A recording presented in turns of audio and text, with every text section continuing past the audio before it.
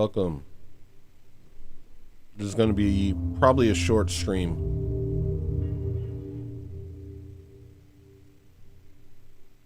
I'm gonna ask you to leave, Maria.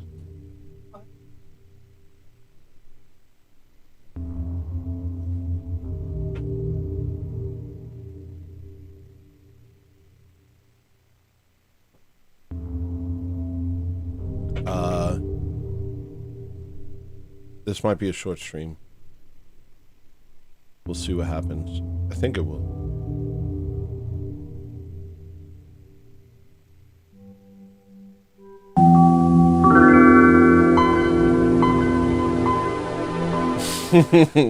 Someone purchased the house shirt. Thank you very much. Pleasant noise. Pleasant purchase. And that made me happy. A house shirt is a pleasant purchase. It's like a nice thing.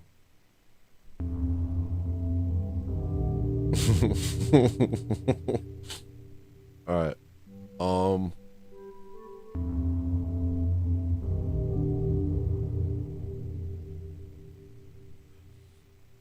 So I'm not a czar. You guys knew that.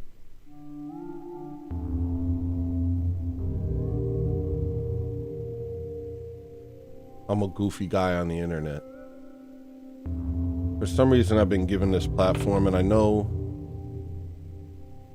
believe that this was guided by God.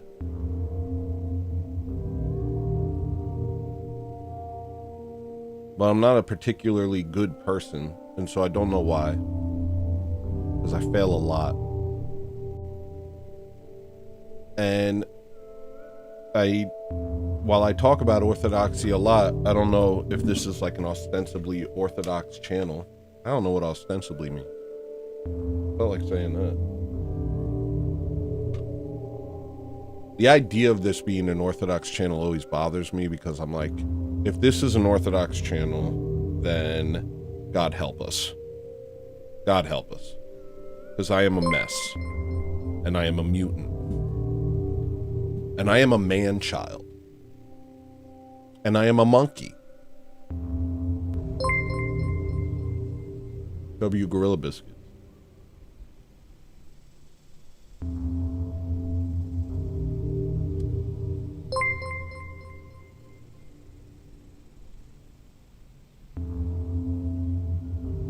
I can't see chat right now. I hope you'll forgive me.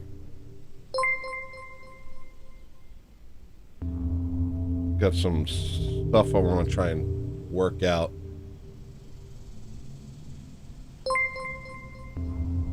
W Gorilla Biscuits.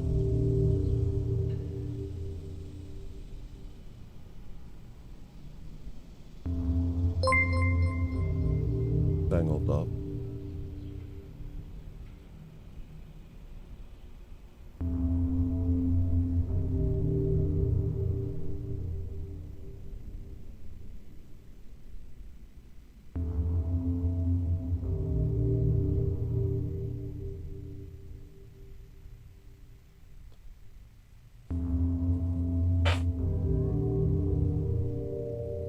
I was on Twitter yesterday. I probably shouldn't have been.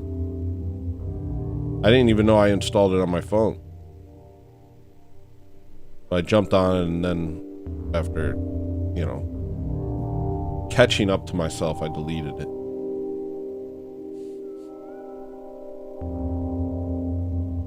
But there was a post, and I don't know if it was an Orthodox person who posted this. I don't remember. But they asked, since becoming Orthodox, has your life become harder, easier? They gave like 4 options. And almost, there was a lot of responses to this. A lot. And almost all of them were harder.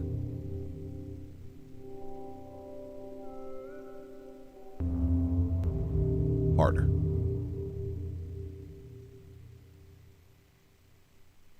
I look like a little guy right now. Why do I look so little? I'm hunching like a mofo. I'm hunching like a mug right now. They also said harder, but they said better. They said harder, but better.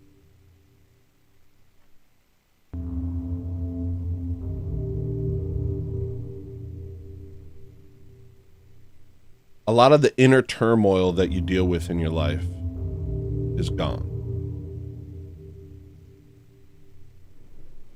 But orthodoxy is hard. Following Christ is hard.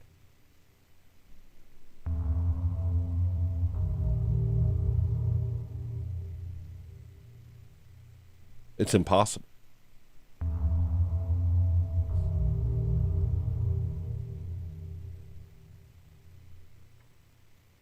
You know what I mean?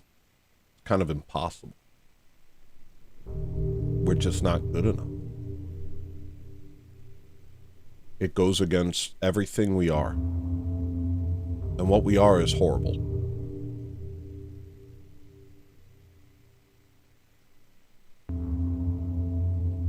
When you read the words of Christ in the Bible, and the letters of Paul, and Peter and James,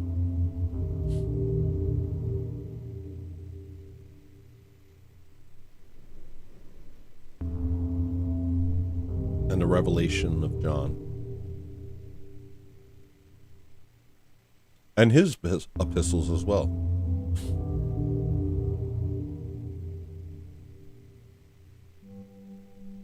what you realize, what you read is not an easy thing.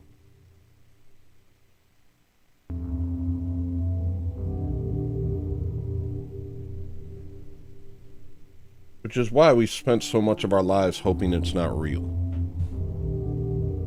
That's why all of human history since Christ has been people looking for wiggle room.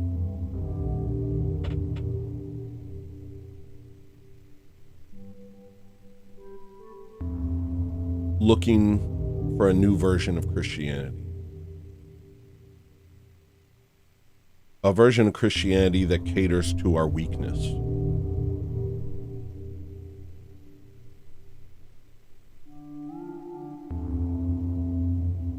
But if you search the scriptures, it's hard to find that.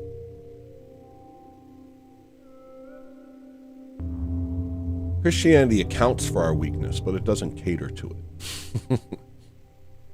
True Christianity, which is orthodoxy. I hope that I get to see a day where there's no confusion about that word and we don't need to differentiate. I would like to see all these false churches crumble.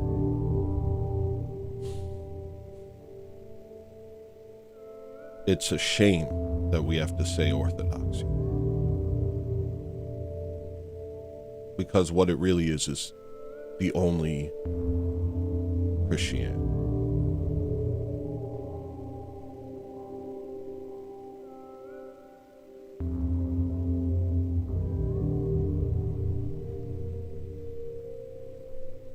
When you read the words of Christ, you realize that it's going to take all of you.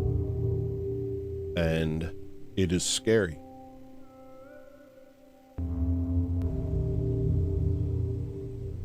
And so I spent a long time in the world looking for alternatives, ways to make believe it wasn't true. Even though my heart knew it was, I didn't want it to be, and so I would look all over. To the point where I went to one of the grossest places ever, India.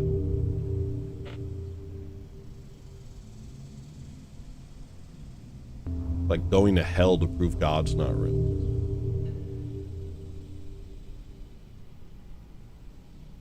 But my mind was open to alternatives, because anytime I read scripture, I knew that I couldn't measure up. I knew it was going to be too difficult, and I knew that I would fail.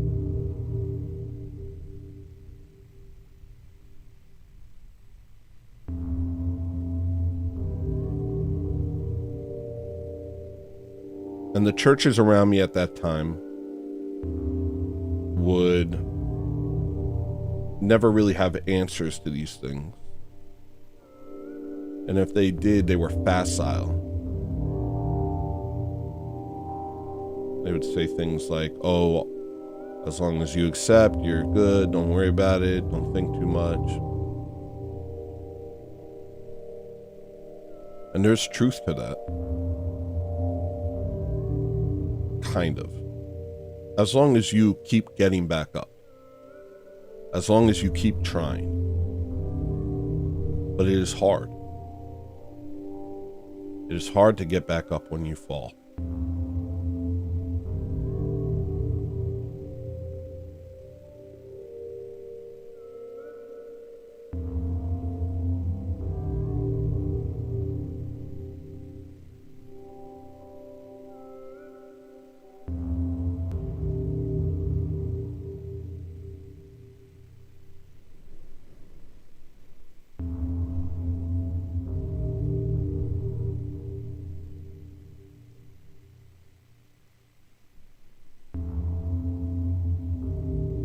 Also this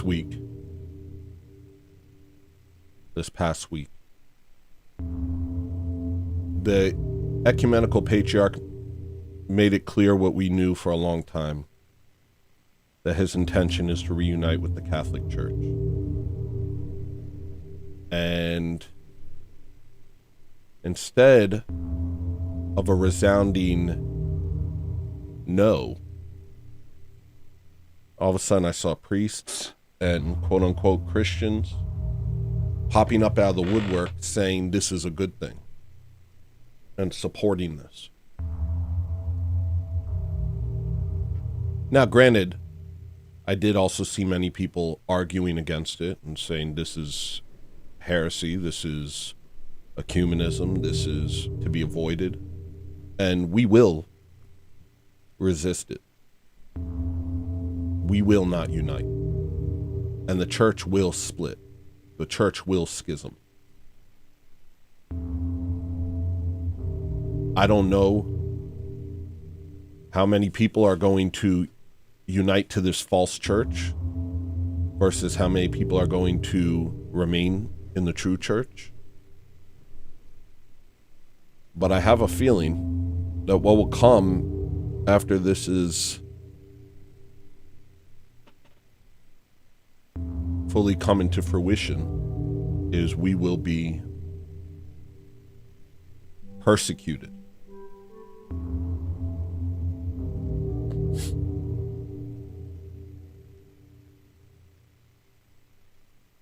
Christianity is hard. I don't want to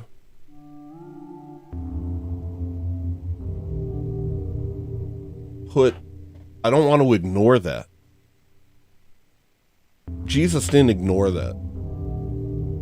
Jesus told the people, unless you eat my body and drink my blood, you will have no life in you. And he said it to the point where people started walking away.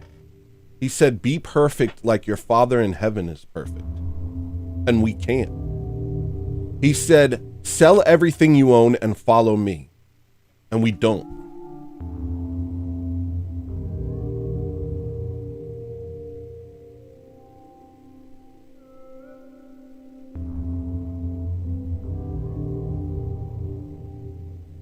The compelling factor of Christianity is not how easy it is. The compelling factor of Christianity is that it is the truth. And all of us have to look inside of ourselves and decide, do I want easy or do I want the truth? And you also have to think, will it be worth it to choose easy? Because it won't. But we're capable of great deception. Great self-deception. We're experts at it. We deceive ourselves better than anyone else ever could. It is not worth it.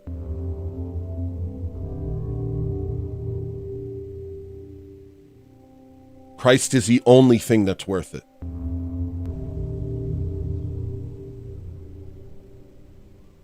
But let's not kid ourselves. Let's not be like the Protestants and pretend that this is going to be easy, because it's not. And it wasn't meant to be. It can't be.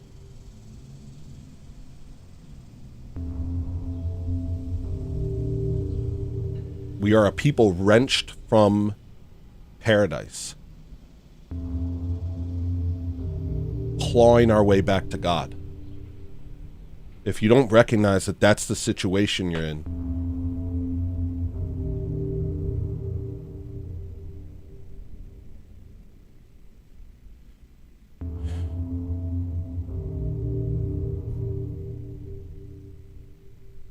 then you might not be prepared for how difficult this could get.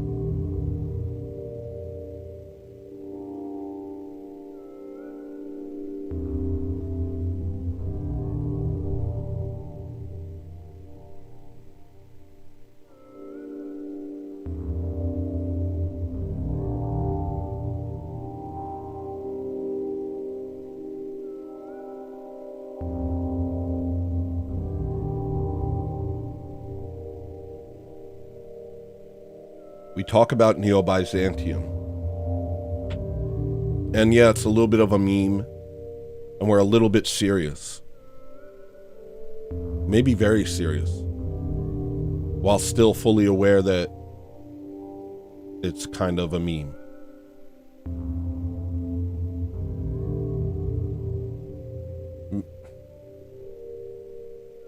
To me, it's not a meme. To me, the idea of me being a czar is a meme. But the idea of Neo-Byzantium isn't. I fully believe in Neo-Byzantium. I fully believe that America will be Orthodox. And I believe that this is a generation that's going to make that happen. But I don't think that necessarily means that we will be the ones who see it.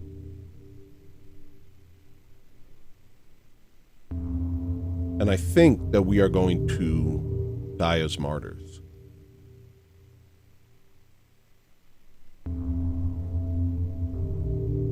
And I don't think we deserve that. Because I think we all know how fallen we are. We all know how far from God we are. And martyrdom would be a great grace for us.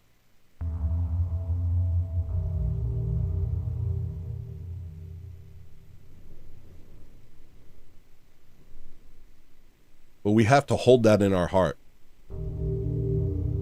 We have to recognize that that is a distinct possibility.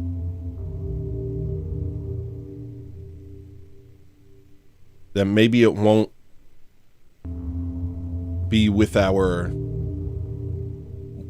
warmongering.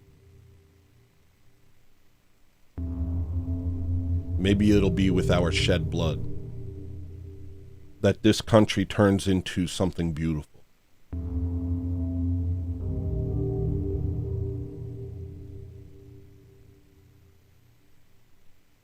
Christianity is hard. Let's not sugarcoat it. Christianity is hard. It's the hardest thing in the world. It's the most difficult thing in the world. In a world that wants nothing to do with God and has sought after its own pleasure for thousands of years and has sought to push the idea of God out of its mind.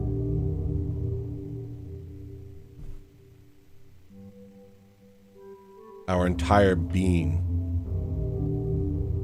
resists Christianity, and it is the only thing that will save us.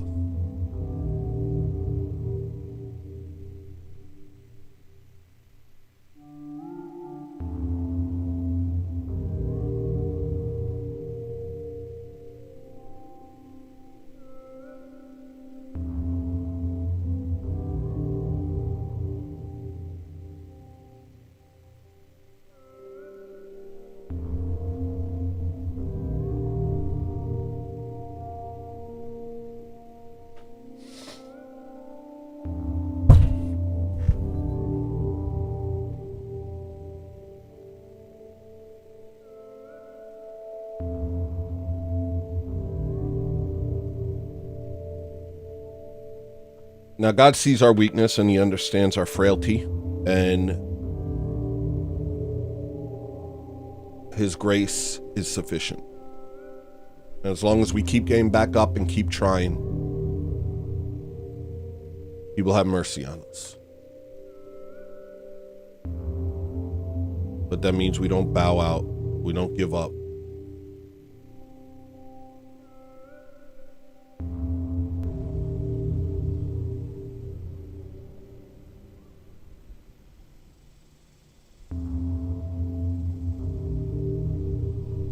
We don't apostatize for the sake of worldliness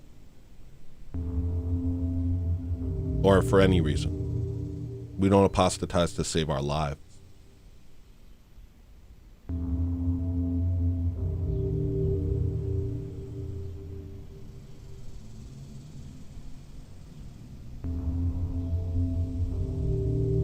So while I'm over here and I'm being funny and I'm making music and I'm telling people the beauty of orthodoxy, and I'm telling people come to the true church, let me not be like a Protestant and act like all your problems are going to be solved.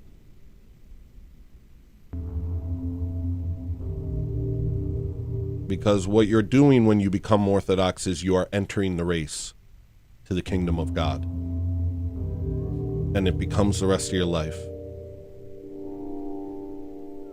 And you shouldn't make any mistake about that. That you are marked for death, and you are marked as an enemy of the world.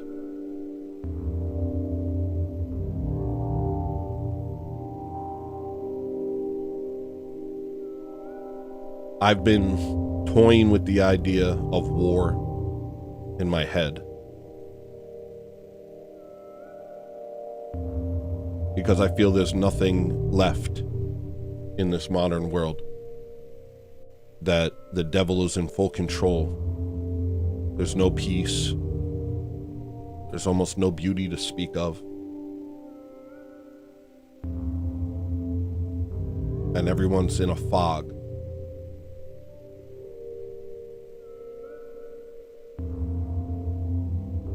And we crave beauty, we crave order, we crave safety, we crave righteousness, justice. And these aren't bad things. But they're not going to come by us. They're going to come by Christ. It's not going to happen with our planning. It's going to happen with our prayer.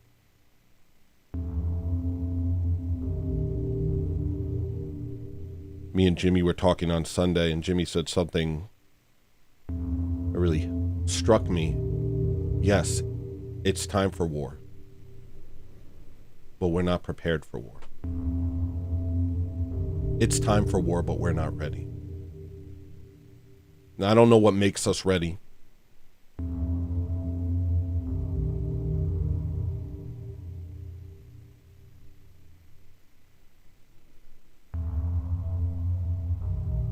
All I know is what's happened throughout history. And I know, as I've said a million times, that it didn't come by the scheming of man. It didn't come by us sitting around strategizing. It didn't come by Discord meetups. We're not revolutionaries. We don't want our way. We want God's way. And if that's the case, we need to come to terms with the idea that maybe God's way doesn't involve us seeing victory in our lifetimes, but instead sees us dying as martyrs. And if you can't accept that, then I don't know what to tell you.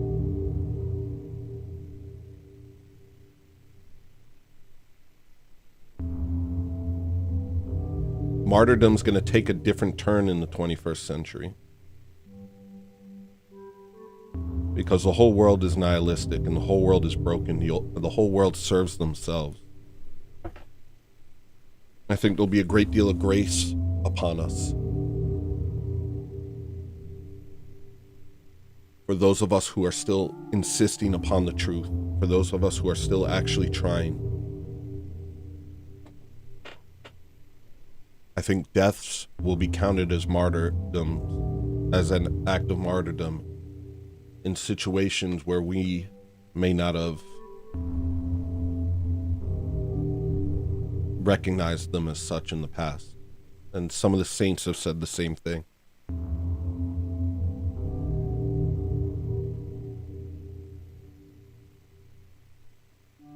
Which is why I'm saying it. This isn't from me.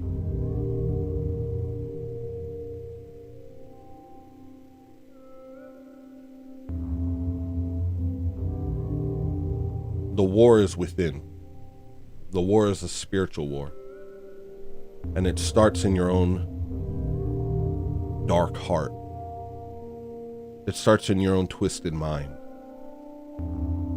It starts in me waking up this morning and choosing not to pray.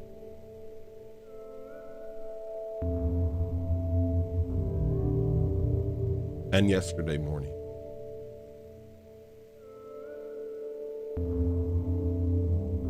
It starts in all those little things.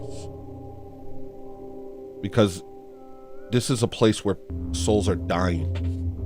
And what we're doing is maintaining our soul until the grace of God restores it. Your prayer rule is maintenance. Your confessions are maintenance. You are preserving the most precious thing while it's hurtling into chaos. And there's nothing you can do. It's only by the grace of God that we finally get out of this.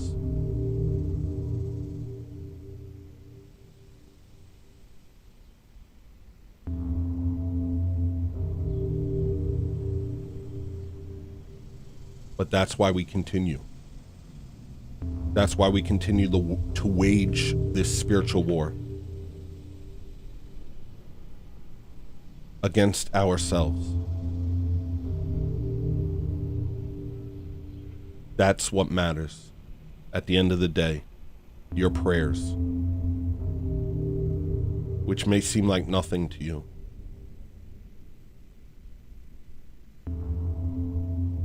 But they ripple into eternity. They become gifts awaiting you in heaven.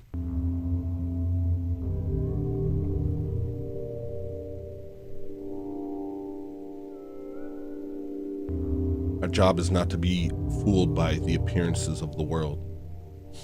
Our job is to become keenly aware of eternity and live for that instead. And once we get good at that, the troubles of this life, the difficulty, will seem like nothing.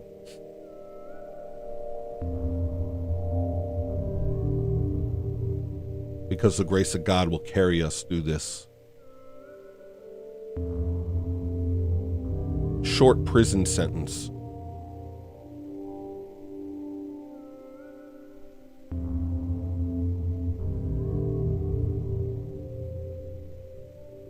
A blip, an inconsequential blip in the mathematics of infinity.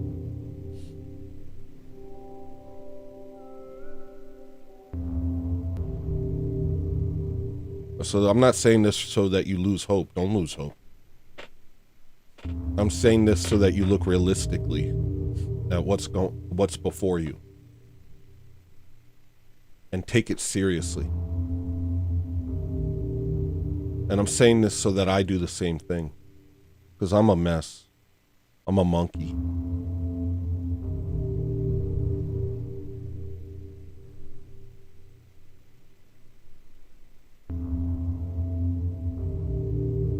God help me.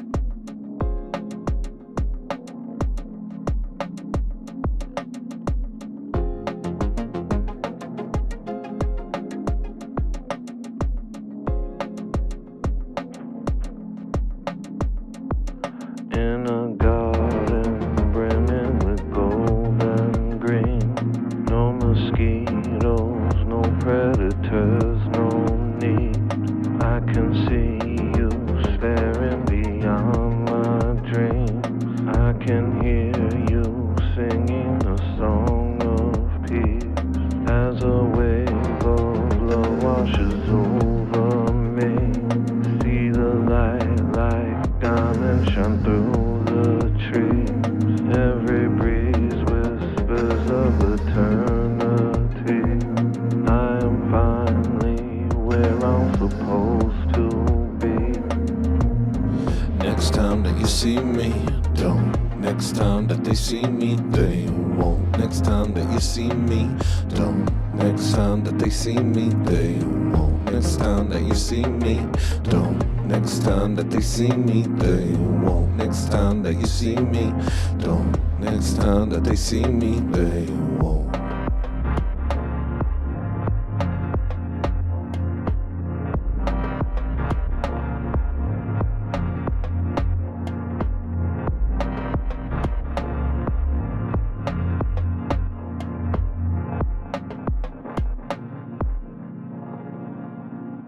They won't.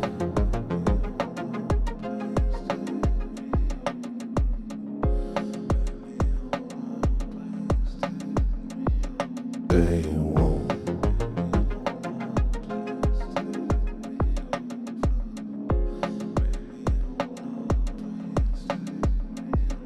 They won't.